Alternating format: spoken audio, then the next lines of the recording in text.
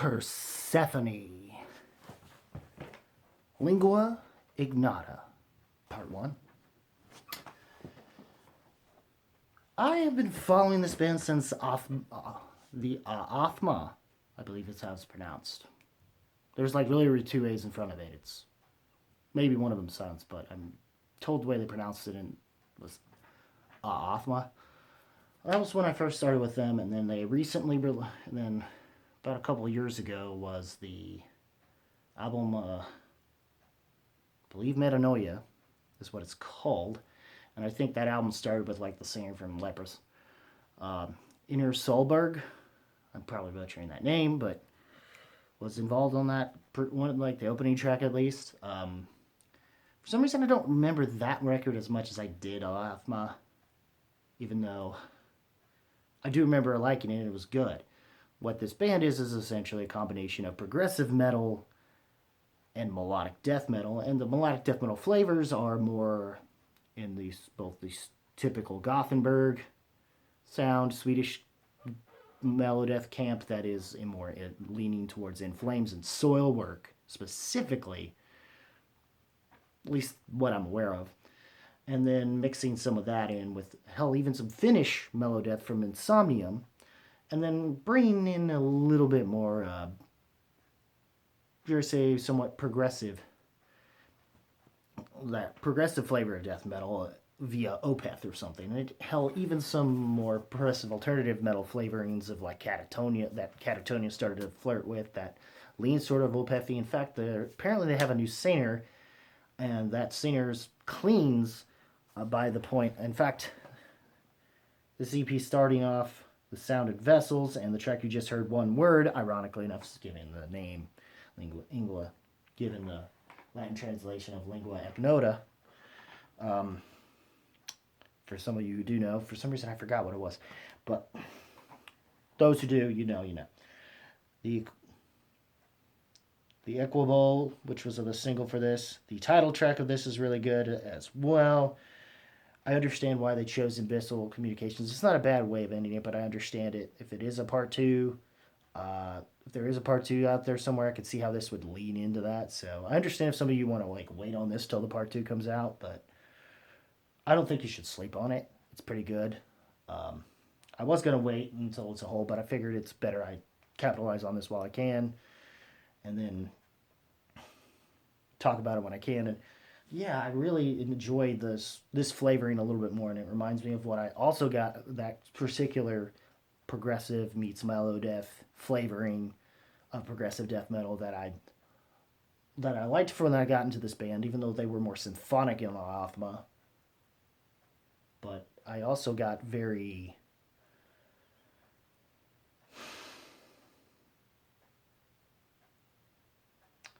similar, not just Opeth and Catatonia flavors, but also Soen, lead singer Soen's kind of clean style vocals. Not quite to the point of, like, kind of, sort of, but not in that way that makes it closer to Eckerfeld. Quite Eckerfelty, but like his is, but somehow if it wasn't, like basically if it was the singer from Soen, but not nearly as Michael Eckerfelty as the singer of Soen kind of tends to, or at least in that way that's not nearly as Eckerfelty, but yet somehow also not nearly as Maynardy. And Maynard James Keenan-esque. Take that for what it will, and the growls are pretty decent too from this guy. So I need to revisit some of their catalog a little bit at some point. But yeah, from but them and Allegiant, which also the singer from Allegiant left, which I liked him, and they brought back their original singer, which I guess is nice, but when I started getting into them was the other singer around their 4th or 5th album or so, and I loved what they did their last record with him, and it's a shame he's gone, but oh well, another story for another time when I get to talk about it. But either way, I enjoyed this EP. It's a nice little tasty morsel. definitely will hold me over till part 2 comes out. Or at least give me both that progressive meets melodic death metal fix I kind of just enjoy. And if you know, like you enjoyed the bands I mentioned, Soilwork, Insomnium, In Flames, or at least certain portions of In Flames catalog, um, and then of course even saying Catatonia Soen and to some degree Opeth, there's the chance you'll be liking this record very, very much. Yeah. And also, overall, I don't know if I could say masterclass for sure, but yeah, light to solid, horns up for sure. Might go higher to possible masterclass depending on how part 2 comes out, and to where I can judge this whole project of the Lingua Ignota as a whole.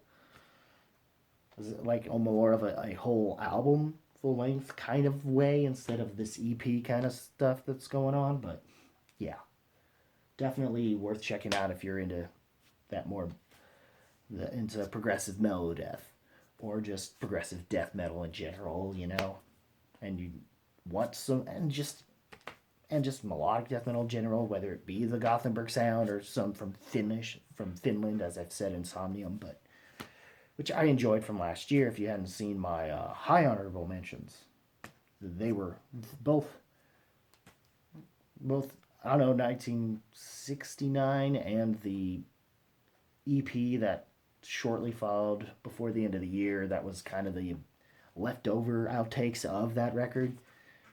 Yeah, I mean, if you liked that for sure, there's a chance you'll like this as well, you know, or even a Legion for that matter. There's definitely a chance you're gonna like Legion. Yeah, they're definitely gonna enjoy whatever this is for sure. So,